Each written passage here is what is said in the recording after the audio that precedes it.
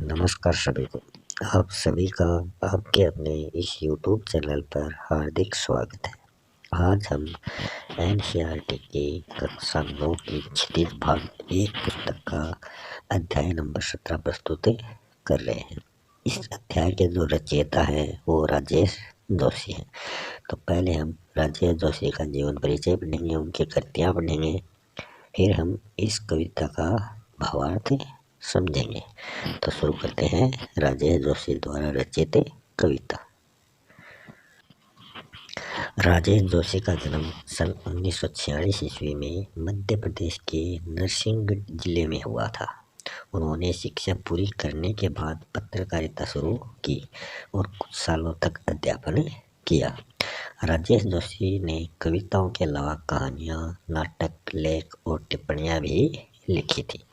साथ ही उन्होंने कुछ नाट्य रूपांतर भी किए हैं। कुछ लघु फिल्मों के लिए पटकथा लेखन का कार्य भी उन्होंने किया है। उन्होंने भर्तृहरि की कविताओं की अनुरचना भूमिका कल्पतरु यह भी एवं मायाकोव्स्की की कविता का अनुवाद पतलून पहना बादल नाम से किया है। कई भारतीय भाषाओं के साथ साथ अंग्रेजी, रूसी और जर्मन में भी राजेश जी की कविताओं का अनुवाद प्रकाशित हुए हैं। राजेश जोशी के प्रमुख काव्य संग्रह एक दिन बोलेंगे पेड़, मिट्टी का चेहरा, नेपथ्य में हंसी, दो पंक्तियों के बीच, उन्हें माखनलाल चतुर्वेदी पुरस्कार, मध्य प्रदेश शासन का शिखर सम्मान और साहित्य अकादमी पुरस्कार से भी सम्मानित किया जा चुका है। राजेश जोशी की कविताएं गहरे सामाजिक अभिप्राय वाली होती हैं। वे जीवन के संकट में भी गहरी आस्था को उभारती हैं। उनकी कविताओं में स्थानीय बोली, वाणी, मिजाज और मौसम सभी कुछ व्याप्त है। उनके काव्य लोक में आत्मीयता और लयात्मकता है तथा मनुष्यता को बचाए रखने का एक निरंतर संघर्ष भी है। दुनिया के नष्ट होने का खतरा राजेश जोशी को जितना प्रबल दिखाई देता है, उतना ही वे जीवन की संभावनाओं की खोज के लिए बेचैन दिखाई देते हैं।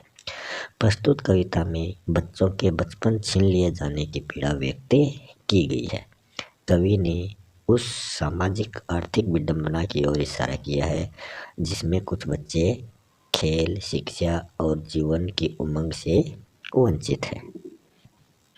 प्रमुख शब्दार्थ हैं। कोहरा का अर्थ होता है धुंध, मदरसा होता है विद्यालय, हस्ब मामूल होता है यथावत। अब यह भी जाने इसमें क्या दे रखा है कि संविधान के अनुच्छेद 24 में कारखानों आदि में बालक बालिकाओं के नियोजन के प्रतिषेध का उल्लेख किया गया है कि अनुच्छेद 24 में बताया गया है कि बालक बालिकाओं को खतरनाक कार्यों में काम में नहीं लगाया जा सकता, जिसके अनुसार 14 वर्ष से कम आयु के किसी बच्चे को किसी कारखाने या खान में काम करने के लिए नियोजित नहीं किया जाएगा या किसी अन्य परिसंकटमय नियोजन में नहीं लगाया जाएगा।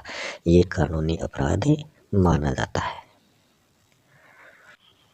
बच्चे काम पर जा रहे हैं। कोहरे से ढकी सड़क पर बच्चे काम पर जा रहे हैं। सुबह सुबह बच्चे काम पर जा रहे हैं। हमारे समय की सबसे भयानक पंक्ति है यह। भयानक है, इसे वितरण की तरह लिखा जाना चाहिए, इसे सवाल की तरह। सवाल पर क्यों जा रहे हैं बच्चे, कि काम पर क्यों जा रहे हैं बच्चे, ये सवाल है। तो इन पंक्तियों के माध्यम से कवि कहते हैं कि जाड़े में ठिठुरन भरे दिनों में जबकि कड़ाके की ठंड पड़ रही है और कोहरे से ढकी हुई सड़क है, सुबह सवेरे ही बच्चे काम पर जा रहे हैं। यह कविता की सूचनात्मक पंक्ति है जो सूचना देती है कि बच्चे किस तरह सर्दी में काम पर जा रहे हैं। हमारे समय, कवि कहते हैं कि हमारे समय अर्थात वर्तमान की सबसे बड़ी सूचना बच्चों के काम पर जाने के विषय में है। वह समाज को आगाह करते हुए कहते हैं कि बच्चे जिनका बचपन उमंग, स्वस्थ शैक्षिक परिवेश तथा चिंताहीन तरीके से गुजरना चाहिए, उनका काम पर जाना हमारे समय का सबसे अधिक भयानक सत्य है। आखिर क्यों वे काम की तलाश में जा रहे हैं? इस प्रश्न को सामने लाकर कवि एक प्रकार से समाज के सामने एक अनुत्तरित चुनौती रख देता है जिसका कोई उत्तर ना हो, क्योंकि शायद सामाजिक व्यवस्था ही वह मूलभूत कारण है जिसने विसंगति के सारे कारणों को जन्म दिया है। कवि कहते हैं कि इस बात को हमारा समय विवरण की तरह न ले, कि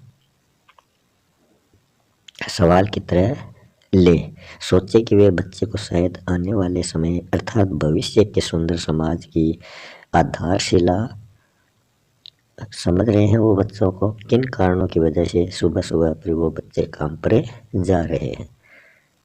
नेक्स्ट है, क्या अंतरिक्ष में गिर गई सारी गेंदें? क्या दीमकों ने खा लिया है सारी रंग बिरंगी किताबों को? क्या काले पहाड़ के नीचे दब गए हैं सारे खिलौने? क्या किसी भूकंप में ढह गई हैं सारे मदरसों की इमारतें? क्या सारे मैदान, सारे बगीचे और घरों के आंगन खत्म हो गए हैं एकाएक? तो इन पंक्तियों के माध्यम से कवि कह रहे हैं कि आज की जो दुनिया है वो आज दुनिया भर की सारी गेंदें जो है वो अंतरिक्ष में गिर गई हैं। क्या सारी रंग बिरंगी किताबों को दीमक ने खा लिया है? क्या सारे खिलौने किसी काले पहाड़ के नीचे दब गए हैं? क्या भूकंप ने गिरा दिया है सारी स्कूल की इमारतों को? क्या सारे घरों के आंगन, बगीचे और खेल के मैदान एकाएक इस दुनिया से लापता हो गए हैं?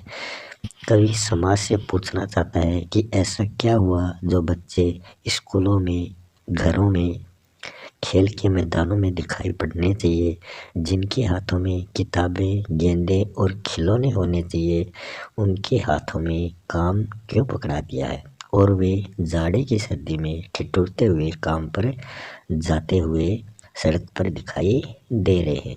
कि ऐसी क्या मजबूरी आ गई है कि बच्चों की सारी स्वतंत्रताएं छीन ली गई है?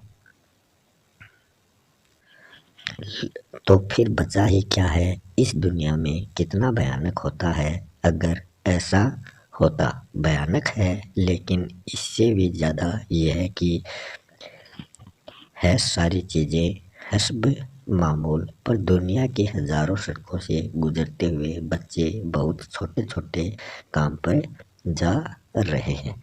तो इन पंक्तियों के माध्यम से कवि कहते हैं कि जिस समाज व्यवस्था अर्थात दुनिया से उनका अभिप्राय है कि समाज ने बचपन को ही मार दिया हो, कि जो समाज व्यवस्था उसने बच्चे के बचपन को मार दिया है, तो उसके पास बचेगा ही क्या? कि जो बचपन होता है वो खेलने कूदने और पढ़ने का होता है, वो बच्चों का बचपन लोगों ने मार दिया। अब उनके पास शेष कुछ नहीं बचा है। लेकिन वस्तु स्थिति यह नहीं है। वो कहते हैं कि दुख इस बात का है कि दुनिया भर की सारी चीज़ें वैसे ही पड़ी हुई हैं, सुरक्षित है, लेकिन उन्हें अर्थात उन बच्चों को जिन्हें इन चीज़ों की ज़रूरत है ही नहीं, मिल सकती हैं। क्यों? क्योंकि वे उन्हें पाने के आर्थिक सामर्थ्य से शायद वंचित हैं। और यही कारण है कि सब कुछ रहने के बावजूद हजारों सड़कों पर बहुत छोटे छोटे बच्चे काम पर जा रहे हैं। जैसे दुनिया ने रोटी और रुपए की तलाश में श्रम करना ही उनकी नियति, उनका भाग्य बन गया हो। तो यह अध्याय भी यहाँ समाप्त हो चुका है। मिलते हैं नेक्स्ट वीडियो में नए टॉपिक के साथ। तब तक के लिए धन्यवाद।